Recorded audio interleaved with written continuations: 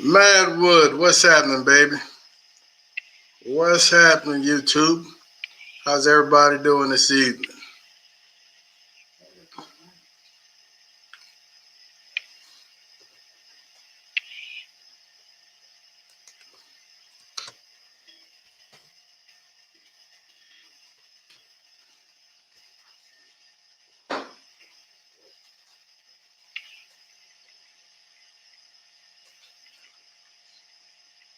What's happening, folks?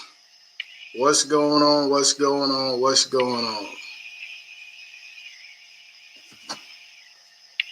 Got volumes down.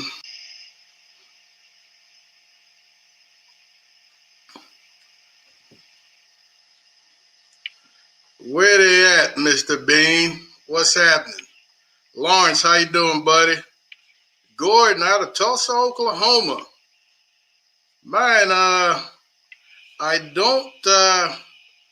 don't remember seeing that name, Gordon Reed. My wife's family are Reeds. You might be related, Gordon. Different spelling. Oh, different spelling. My bad. 805. What's happening, baby? James Jones. Howdy, howdy, howdy. Jaime, what's happening? What's happening, man? Good to see you, Jaime. You know, sometimes we got to bring the mountain to Muhammad, man. That's the only way we could have gotten Jaime to show up today. Bobby, lady, how are you doing? Good to have you. We're going to give him another minute or so, folks. Tito, I see my man Tito in the green room. Give us a few minutes, Tito, and I'll bring you in. Folks, Tito is one of the head cooks from last weekend's benefit. We're going to keep tonight fairly short. We want to do a quick recap of last weekend's overall benefit, the success that garnered. Daddy D, what's happening, baby? How you doing? Then I want to quickly go into this weekend's class, and we will call it a wrap, hopefully within half an hour to 45 minutes or so. Got a long and busy Friday, so I really want to get down and get some good shut-eye. Some good shut-eye. Before we get started, folks, here's to the usual, man. Here's to an awesome Friday and all you working stiffs upcoming weekend. Really enjoy. The weather is supposed to be beautiful, especially here in Texas.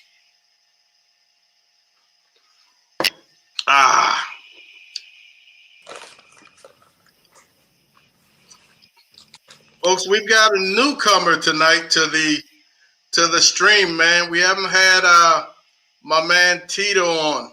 If you happen to catch a little bit of the Facebook Live that we did from the Cook site in the beginning, I introduced Tito. We used one of his picks for the benefit cooks. Welcome, Tito. Welcome to Mom and Papa Joe's stream, man. A pleasure to have you. Thank you. Thank you.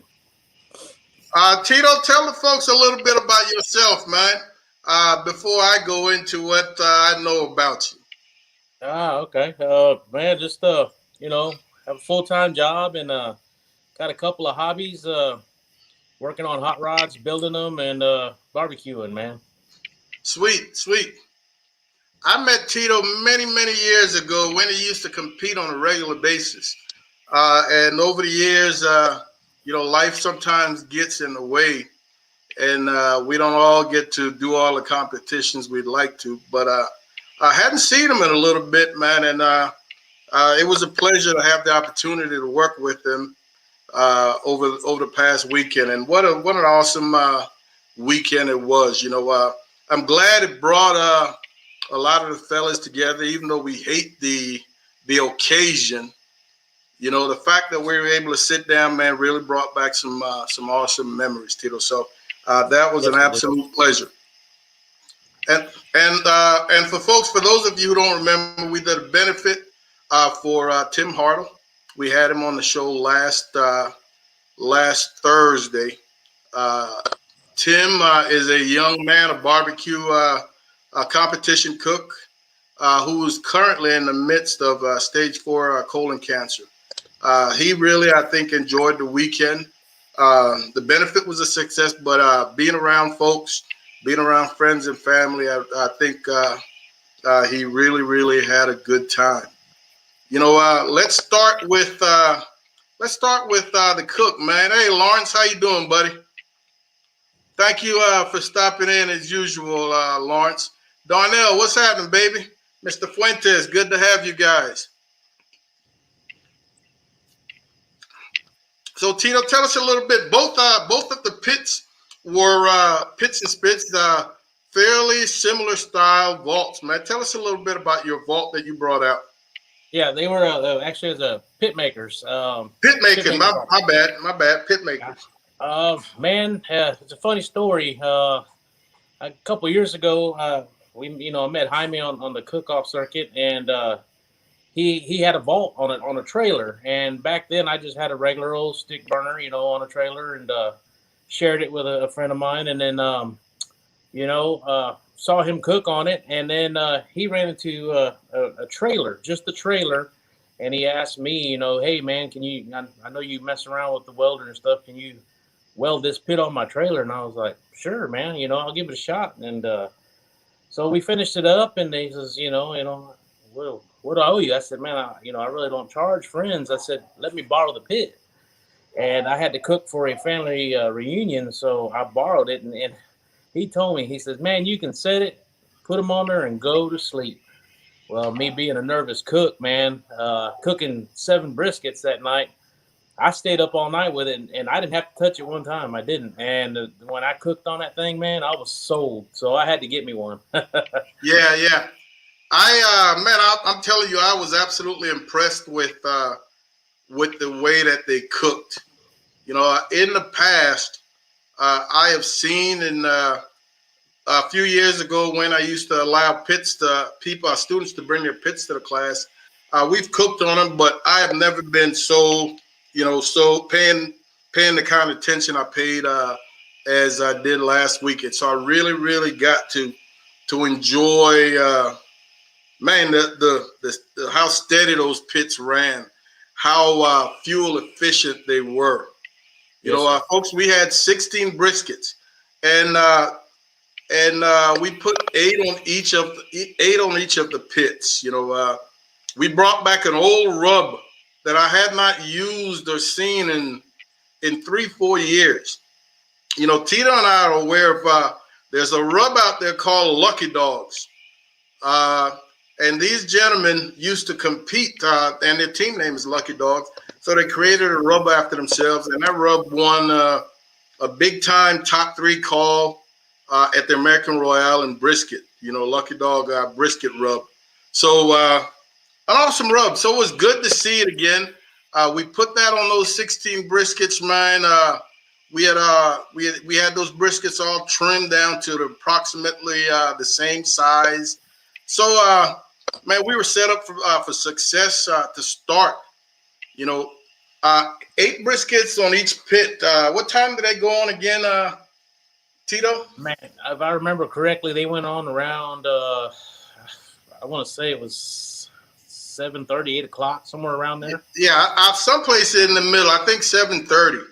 Yeah. And I made a video that I posted a couple of days ago of that brisket trim, of those brisket trims, and I mentioned, when you're cooking for large groups, when you're cooking large quantities of meat, especially brisket, how you really want to try to trim your brisket so that they're all approximately, the same size.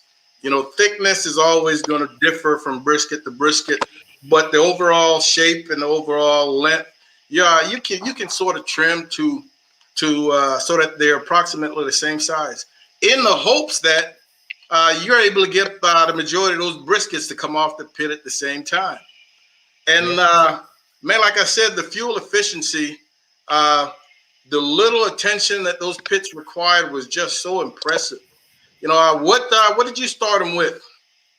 It was a half a bag of charcoal and about 10 small chunks of hickory. And that was it, right?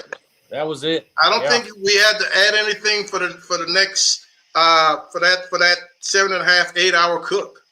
Yeah, no, I don't believe we did. I had coals at it was around 7:30 in the morning. I had coals and I had a little more charcoal so we could cook other things in the morning. Yeah, yeah. But other than that, they burned all night. They held their temp.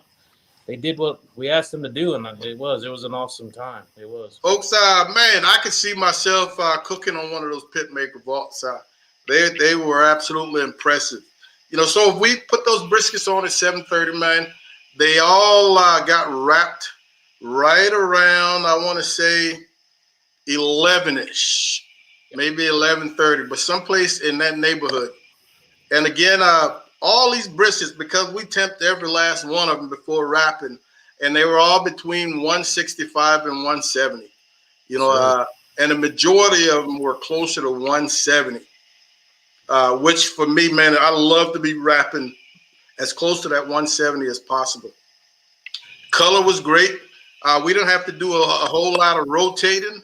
I think what we did end up having to do was just sort of switch out the top rack and the bottom rack, based on how those pits burn.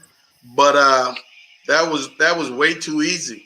So we wrapped at give or take 11:30 or so, man, and another 2.5 hours. We figured we'd start checking them about 2 o'clock. Yeah. And I've never been involved in anything like this where at 2 o'clock when we wrapped in butcher paper, folks. And all we did, no tallow, none of that stuff. We simply spritzed the butcher paper with a little bit of what we had spritzed the brisket with, which was that little Maggie Hugo and some beef stock. We just kind of wet down the butcher paper a little bit to soften it up to make things a little easier to wrap. And we quickly got all 16 wrapped, put them back on the pit about 11:30, and we did our one and only check at 2 o'clock. Our one and only check at 2 o'clock. And every single brisket probed like butter. And I'm talking, they were all right there in that 208 range, man. It was impressive. We got to get some shut eye much earlier than I anticipated. Because I figured, one or two would be coming off, then we'd be straggling and pulling them off here and there. But it was an absolute beauty, man. It was an absolute beauty. Do you have anything else going anytime soon, man? No caterings?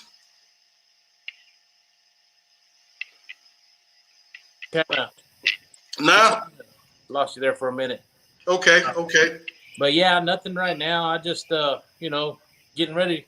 I know the holidays are coming up, so probably do some little smoking for the family, but that's about it, man. Yeah. And folks, after these briskets came off, we left them sitting on our table in that butcher paper, and we let them sit almost an hour and 45 minutes. At that time, ambient temperature was probably mid 60s or so. And we would probe these briskets every so often. And when we got them right there to that 160 range, we simply put them in a large cooler.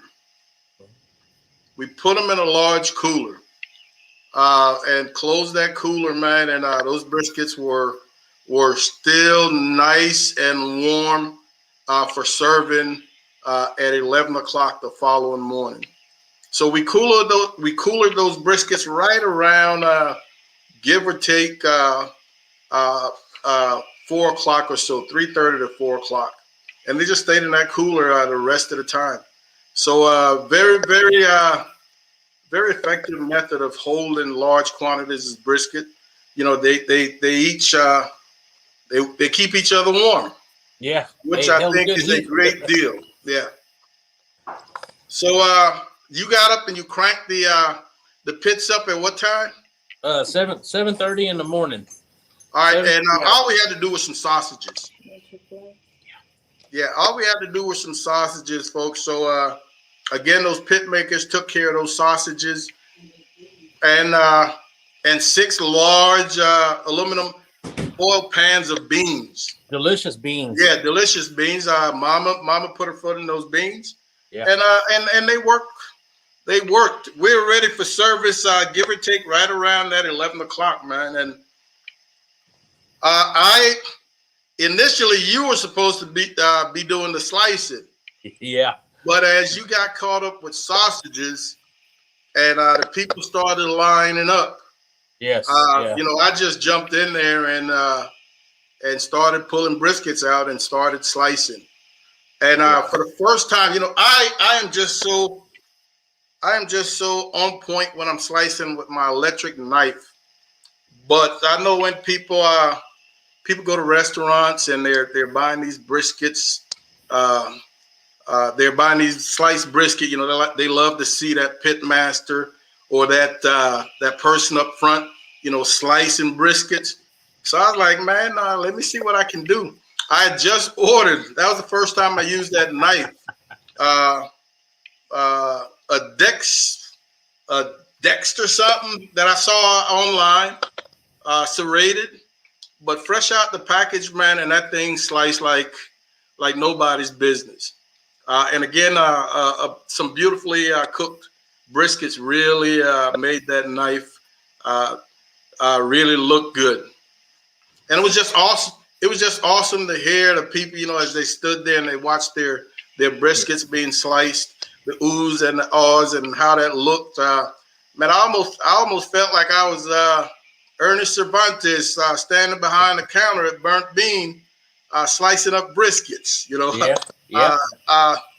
And from the time we started serving, there was no pause until we ran out of meat. Yeah, CJ, I've done quite a few of these benefits, and I tell you what, I'd never seen a line like we had Saturday. Yeah. It never died down, man, until we had to tell people that was it. Yeah. And when we got down to brisket number 12 or 13, and I saw what was left in the line, in my mind, I was just a little disappointed we didn't cook more. Yes, sir. It's one of those things. Sometimes you cook too much, man, and the people don't show. We set out to cook roughly 300 plus plates, and that's exactly where we ended up. 300 plus plates, man. But I think we could have easily may have done closer to 500. Definitely. Yeah. But I would rather us sell out than have to give away at rock bottom prices briskets in the end. Yes, ma'am. Smoking Joe is asking, I think he joined us late, so he was asking who's the gentleman to the right. So if you could tell him some of the people just okay. Tito is again. Folks, for those of you who are just joining, Mama just informed me that there were some questions about who my guest is. That guest is my man Tito, man. Tito's vodka hit him up before he allowed them to use his name on their vodka. So Tito del Toro. So he's an old Smoking Joe. He's an old competition cook, man. A buddy that I met many years ago, and he sort of backed off of competitions. Life gets in the way. And he's always been into fixing up hot rods and all these fancy antiques. I see lots of his pictures floating around. Awesome guy. Yeah. Awesome guy. And there's another question. What year is the vehicle behind you? Tito, what year is that vehicle behind you? Can you get us a better shot? Yeah, that's my 1954 Chevrolet pickup.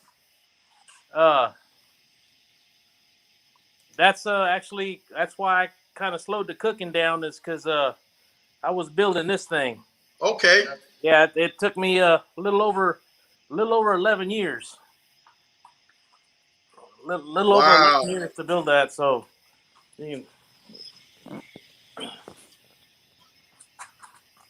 Folks, I don't know much about cars except where to put gas, oil, and water. So I've got no questions. I've got no answers. If you've got anything you want to know, ask Tito, and he will respond. That makes me think of Fred Sanford, man. Yeah. Yeah. You know, I get a lot of people say, "Man, that looks like the Sanford and Son truck." Yeah, Man. yeah, yeah, absolutely, man. That's beautiful, man. Thank you, thank you. I mean, when you say you update them, you refit them, do you end up selling or do you collect? No, I keep them. This is actually the first one that I've finished 100%. Started with just the cab and worked it from the frame up. It's all custom, man. I'll show you the engine here. Okay. But this is my first one that I've completed, and the wife told me, man, that she said if you don't keep this one, I'm leaving. So you gotta kind of keep them after that, right? Oh, absolutely, man. So I don't know if you can see that. Nah, good picture. Good picture. Somebody asked what engine is in there and does he buy from O'Reilly? Someone wants to know. I'm not looking at the chat right now. What engine is that? Do you buy parts from O'Reilly's? Yes, I do buy parts from O'Reilly. I'm probably on a first name basis with all them guys up there, and it's got a 1999 Corvette LS1 in it. Okay. All right, Smoking Joe, that was your question, man. I didn't know O'Reilly's would be selling stuff to refit a vehicle of that age. Oh yeah, well, CJ, to be honest with you, just the outside and the body is a 54. Everything else is up to date. Up to date, yeah. Yeah. The only thing stock on there is actually the shape of the body. Everything else is all been touched in some way or another, Yeah. But it took me 11 and a half years. Of course, I was raising, the family, 2 girls, buying them cars, putting them, through school and all that. So finally did it. I just finished it about 6 months ago. And right. Yeah, we drove it to Fort Worth about a month ago. And there was a big car show that we go to out there, and we drove it for the first time, and it did really well. Wow. Yeah. If you were to put a price on that, somebody really wanted to buy it, man. What do you think would get you to let go? Man, I tell you, right, I guess 2 months before I finished it, a friend of mine hit me up on the old Facebook and said, hey, man, I got a guy that's looking for a truck like yours, and what would you sell it for? And just playing around, I said 85,000, and the day later he says, all right, when can we come look at it? And I said, no, it's not for sale.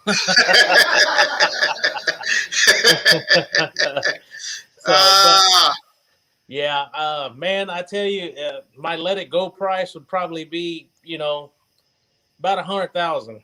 Okay. And I have to ask crazy money. That's not what I have in it, but that's just my baby. That's the first one I've finished. So. Man, that is awesome. That's a hobby that's a little more expensive than competition barbecue, man. But I think it does pay off. Unlike competition barbecue, it does pay off in the end. Yes, sir. Yeah. Yes, sir.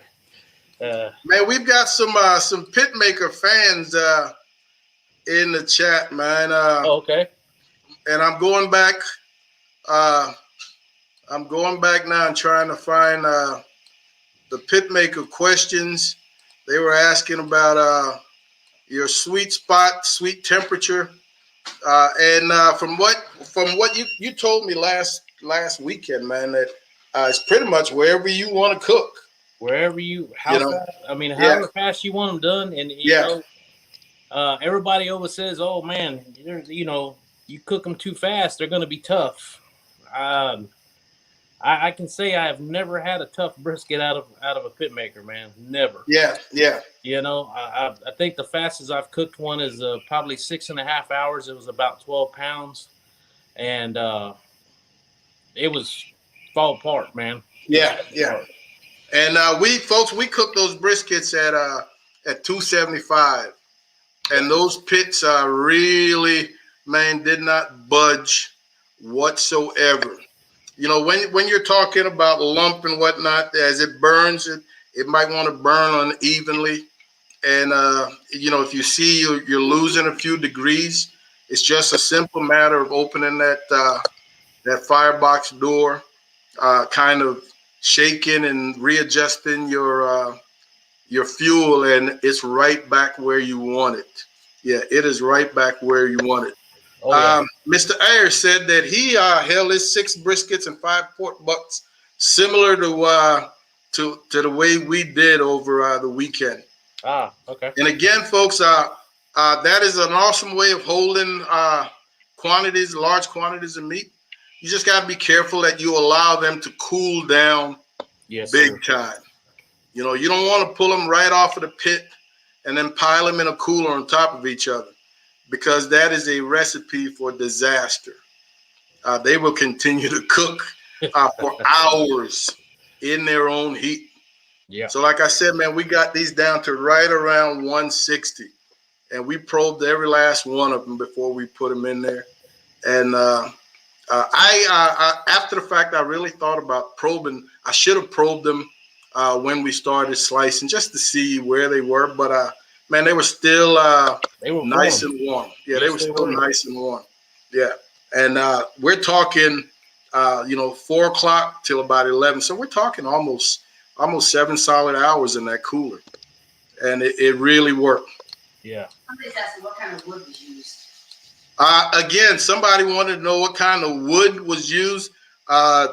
Tito, can you let them know? Yes, it was a hickory.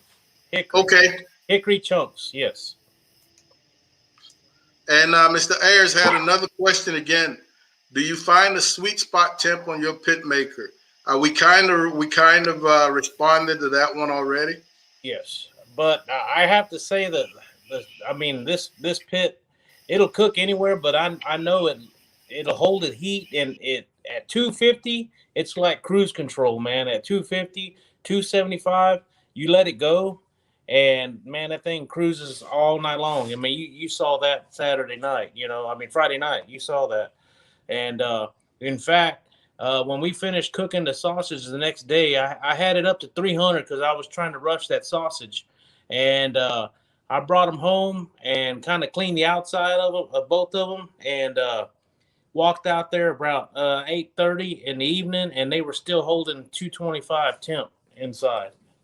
And that's that I had lit them off or relit them at 7:30, 8 o'clock, and going in and out of the pit to pull sausage about every 20 minutes.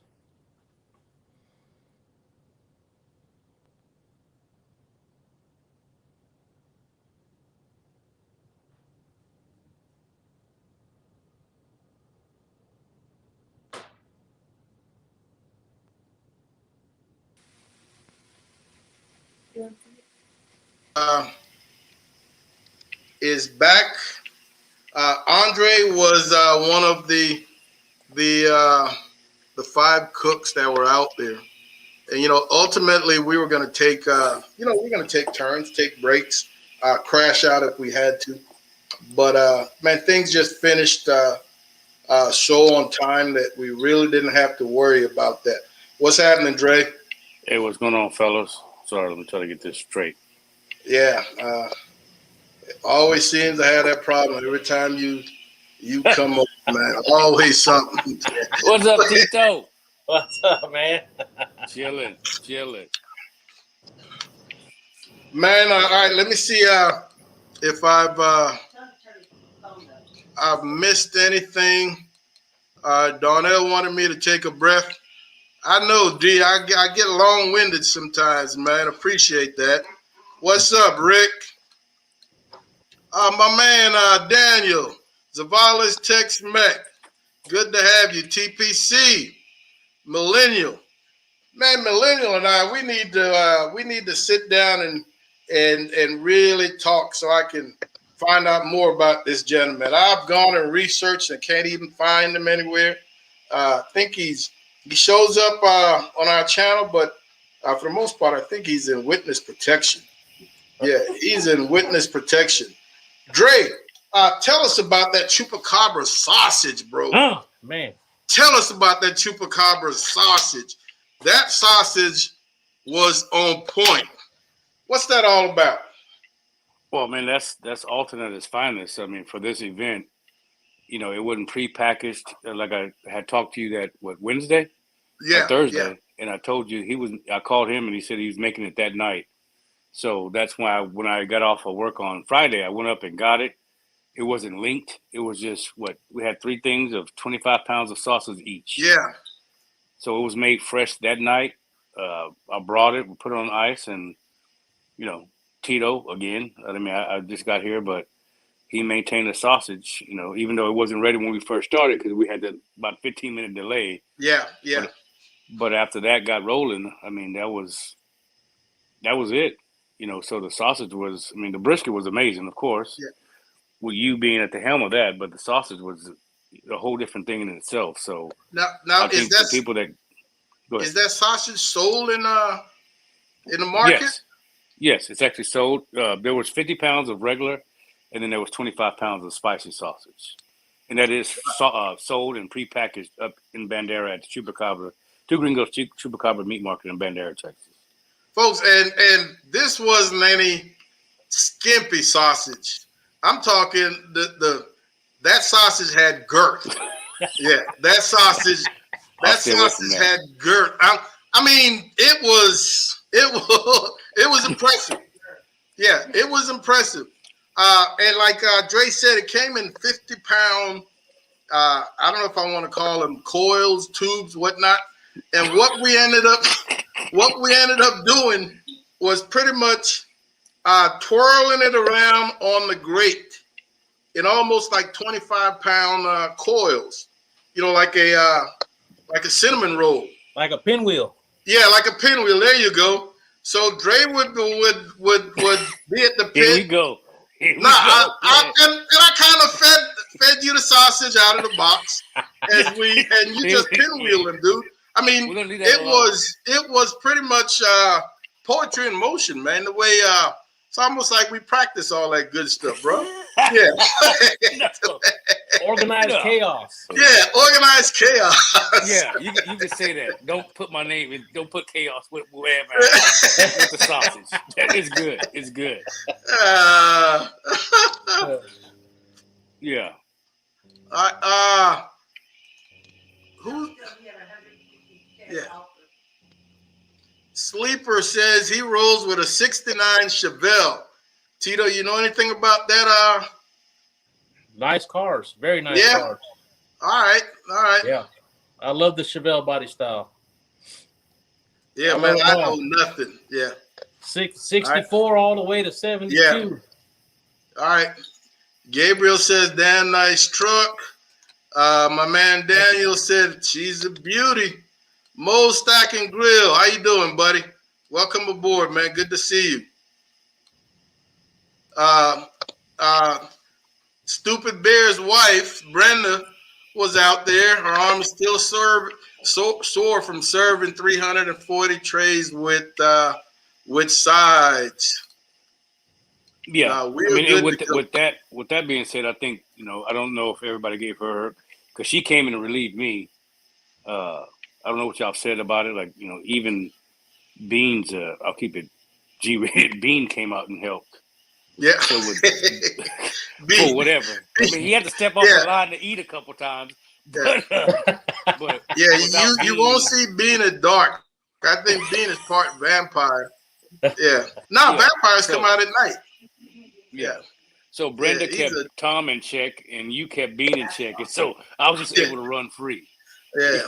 So Brenda came out and helped, and I mean, without her and actually Bean, it would have been a lot less smooth. Yeah. No, it it was almost like we had gotten together and practiced this, man. But things ran pretty smoothly, and we absolutely appreciate that, man. I want to thank all you guys for contributing in however you did, and I think Tim was very happy with the overall results. Yeah, thank you guys. I don't know his last name, but we got to remember Jimmy with Tito.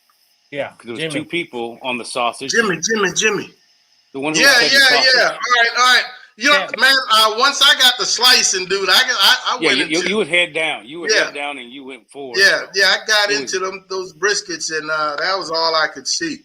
Yeah. Jimmy. It was Tito and Jimmy on sausage. Yeah. Brenda and Tom took over. Yes. The side. Yes. We really appreciate. Bean helped you with the trays when he wasn't eating. Yeah. And so I kind of controlled the ticket flow. We could have actually had about 375 trays, but Bean ate a solid 25 of them. Yeah, he ate a solid 25. Yeah. So, but it was good. Hey, and we can't forget, man. A huge thank you to John, FM 78 Auto, for allowing us to use his spot, man. Open his business for us to use and be comfortable. So, man, that is a blessing, because it's not the first benefit that has been held there. So he's been very, very receptive. So huge thank you to John for that. Yeah. Huge thank you. I don't know if Jaime's on here, but thanks to him for the second pit maker. Yes. You know, he came out and helped us out Friday night. He had something to do Saturday, which he told me, but he drug his pit out. You know, he was there with us, and he helped us out, man. You know, it was all part of, teamwork, man. That's what got it done, Yeah, and I didn't get the names, but Tim's family, the Hartl family, who jumped in and helped with the bagging, and there was no hesitation. They just jumped in and saw that they could take a little ease off of us, because we were 20 deep at one time. Yeah. So them just jumping in. It's funny, man, that you can sit down and try to plan, how many people you're going to need here and there, and it seems like sometimes it's not until things actually get into motion that you realize, man, I need more bodies. You know what I'm saying? Yeah. So for the future, guys, you ever do anything like this, you're probably going to need a lot more help than you think you need. Yeah. I would much rather tell people, man, that we've got enough bodies right now.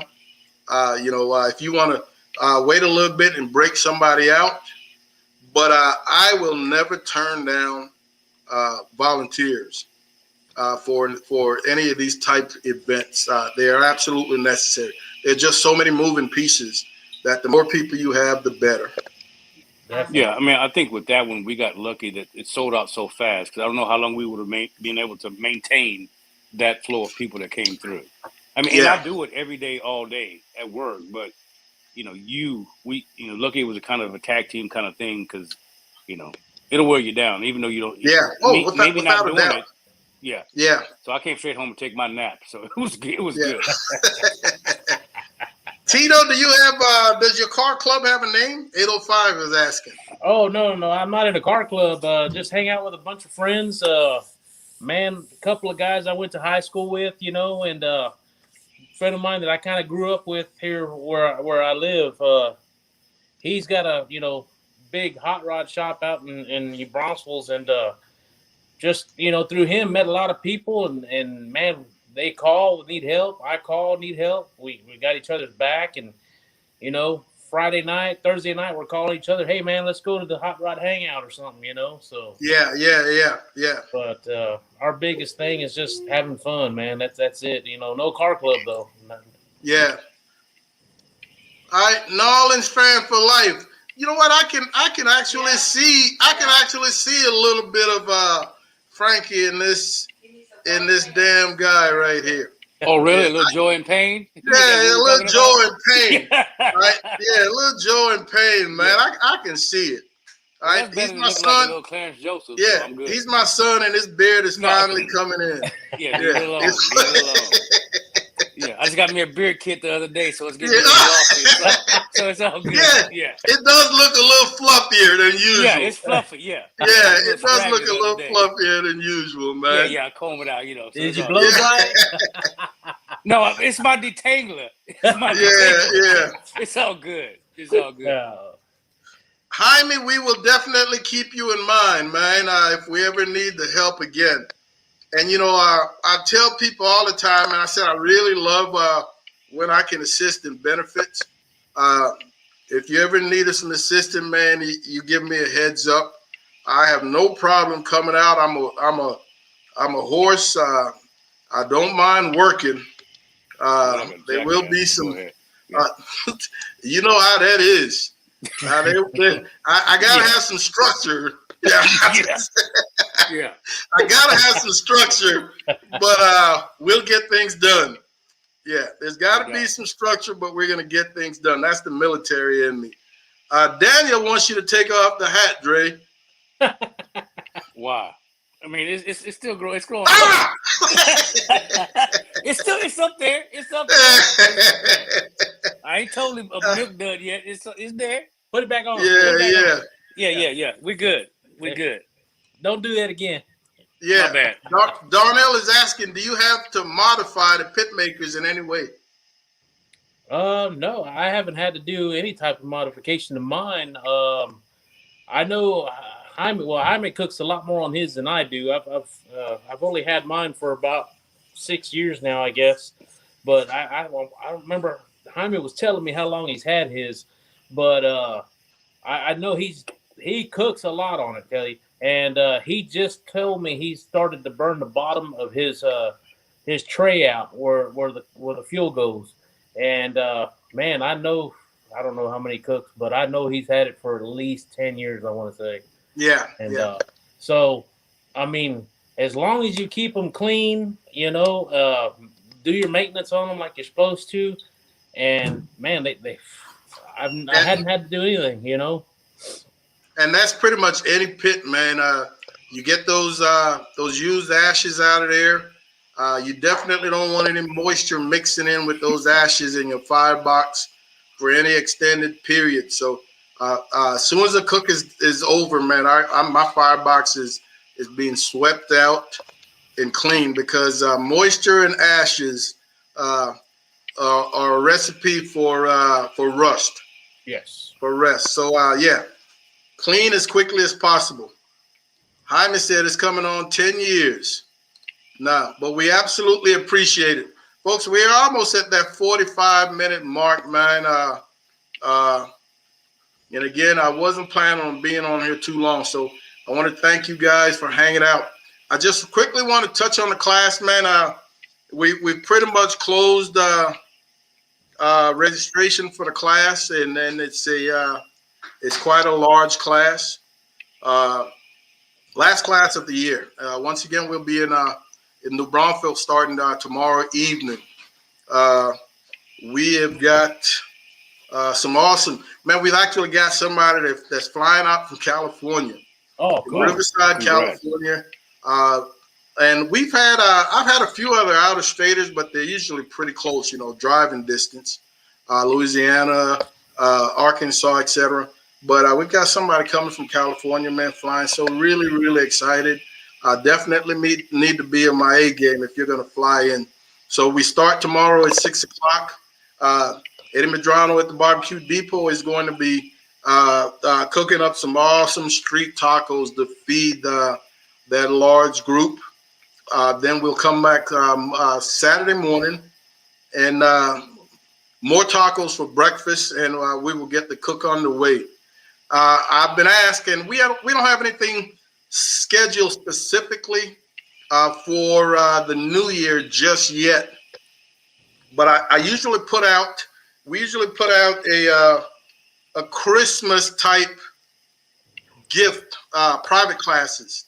I usually put out a flyer for private classes that will be held at whoever receives that class at their convenience.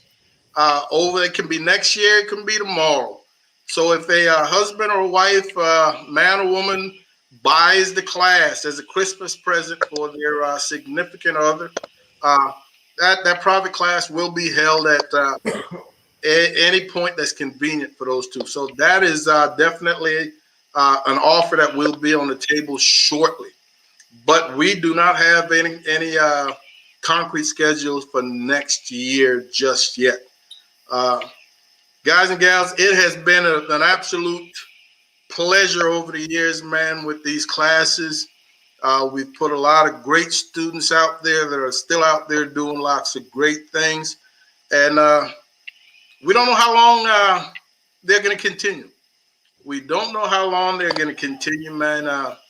Papa Joe can see chapter 2 coming up in this barbecue journey. So we will see where it leads. But I want to say thank you guys once again, man, for all your support with our YouTube venture, your support over the years from Mom and Papa Joe, your support for our competition class. We really, really want to say thank you guys. And man, just stay tuned. We're not going anywhere. We might just be headed in a different direction, so to speak, if you know what I mean. All right, so I really, really want you guys to enjoy your weekend, and we will see you right here next Thursday. And be on the lookout for a video early next week. Jaime says our class on Groupon. Jaime, no Groupon.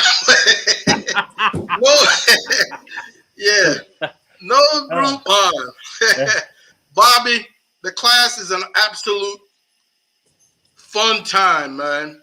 You know, it's business, man, but there's a lot of fun involved, a lot of laughter, a lot of giggling, and everybody that leaves that class walks out of there with information that they can immediately put to work and see results very, very quickly. Knowledge for life, man.